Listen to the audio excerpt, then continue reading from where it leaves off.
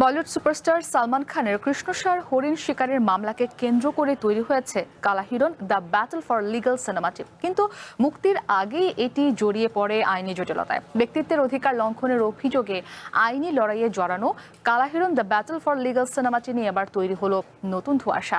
বহুল আলোচিত এই সিনেমার মুক্তি নিয়ে দিল্লি হাইকোর্টে এক নতুন মোড় এসেছে।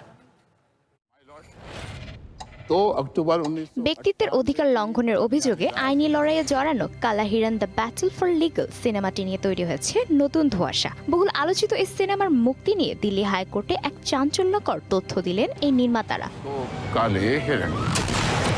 সাম্প্রতিক এক শুনানিতে সালমানের আইনজীবীরা দাবি করেন সিনেমাটি যে কোনো সময় মুক্তি পেতে পারে, তাই আগে ভাগেই মুক্তিতে স্থগিতাদেশ দেয়া প্রয়োজন।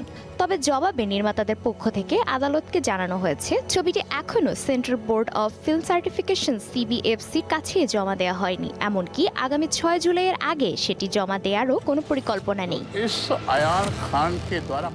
এর আগে গত মে মাসে সিনেমার পোস্টার প্রকাশের পর আপত্তি জানান সালমান খান। তার দাবি, পোস্টারে বন্দুক হাতে যে চরিত্রটি দেখানো হয়েছে তার চেহারা, উপস্থাপনা, এমনকি হাতে থাকা ব্রেসলেটও তার পরিচিত স্টাইলের সঙ্গে মিলে যায়। এতে দর্শকদের বিভ্রান্ত করা হচ্ছে এবং তার বিরুদ্ধে ভুল বার্তা ছড়িয়ে পড়ছে। এর আগে সিনেমাটির বিষয়বস্তু এবং চরিত্রের কারণে নিজের ব্যক্তিগত অধিকার ও সম্মান ক্ষুণ্ণ হওয়ার অভিযোগ তুলে আদালতে মামলা দায়ের করা হয়। আবেদনে সালমান উল্লেখ করেন, অস্ত্র আইনের মামলায় তিনি আগেই খালাস পেয়েছেন, অথচ সেই পুরনো ঘটনাকে কেন্দ্র করে নতুন করে বিতর্ক তৈরি করে নির্মাতারা প্রচারের সুবিধা নিতে চাইছেন। তবে নির্মাতাদের এই নতুন দাবির পর মামলার মোড় কোন দিকে ঘোরে আর কি হয় সে নিয়ে আদালতে মামলার পরবর্তী শুনানির দিকেই এখন তাকিয়ে রয়েছে Bollywood. Nabiha Nuha, one entertainment desk.